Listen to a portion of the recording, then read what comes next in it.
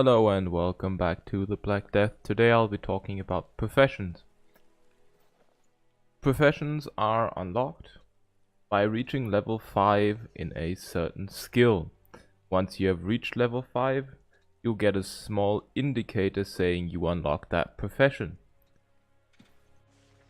In principle, most of the professions are unlocked by reaching level 5 in a skill. You start out as the beggar, of course, that is your default profession, and then having level 5 can get you either the doctor in medical, the artisan in artistry, the cook in cooking, the peasant in farming, the smith in smithing, the mason in building, the hunter in survival, and the bandit in banditry.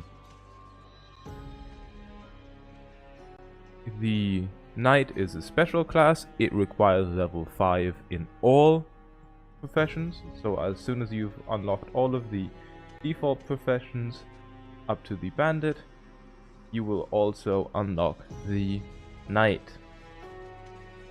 Additionally, there is royalty, which is like the knight, except instead of level 5 in each skill, you'll need level 10. Now, let's go through each of the unique abilities of each profession. The beggar is able to beg people for money. That means players, unfortunately, only players can be begged for money, and if players do want to give you money, they can press R and then give you 1 gold coin. That's pretty shit, but that's just the way it is.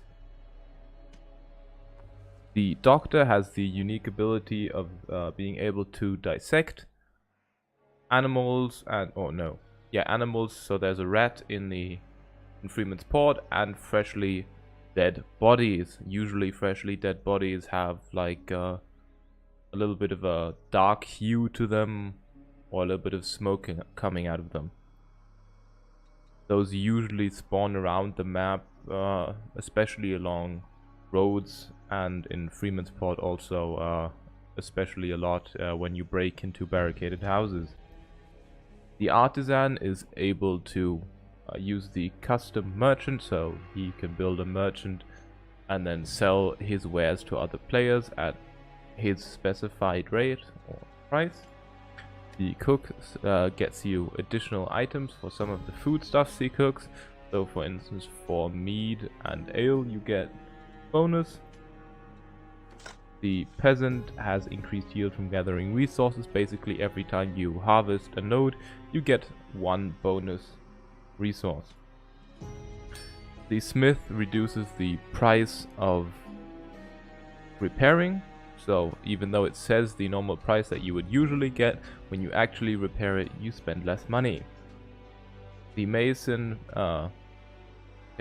makes building faster. He builds twice as fast. That applies to any buildable structure, but also to things like seeds, the plants. The hunter gets double damage to animals, whether it be with a bow or a normal weapon, it doesn't matter, it's double damage. And he gets increased yield from animals, meaning oftentimes when you kill animals they'll spawn 2 loot bags instead of 1. The bandit is friendly with bandits, so everything that has the name bandit or anything that has bandit in its name won't attack you. Because if you attack it, it will attack you back, and vice versa. Guards are technically speaking hostile to you. Sometimes civilians or peasants also are, but usually this doesn't quite work so well, so I've been banned quite often and the guards have just left me alone. But then sometimes they just attack you out of the blue, so it's a little bit strange. The knight, you gain a bounty of gold for every infected you kill, so when I tested this out it was about 135 gold for every infected you kill, so everything that has a red X above its head, when you kill it you get gold for it. And then last, the royalty.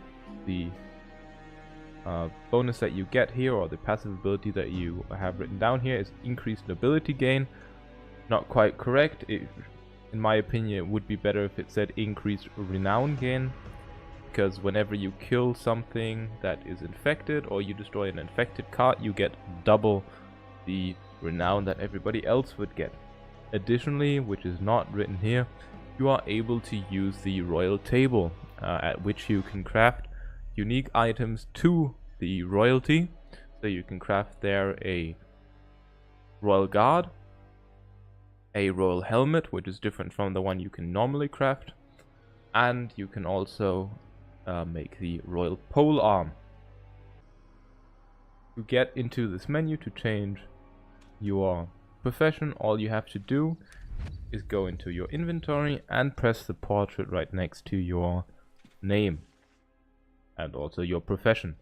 As soon as you're in the menu, as long as you have enough renown which you've gathered from killing infected or infected cards, all you have to do is press switch and you can switch. The renown cost will be deducted every time that you switch. It's not a one-time thing. Anyway, I hope this guide has been informational for you and you've learned a little bit, unless you've already known this. And if you have any other questions about the profession system, please let me know in the comments and I'll answer them as soon as possible. If you have any other questions about the game as well, please post them in the comments and I'll make a video on it as soon as possible. Thank you for watching and see you in the next video.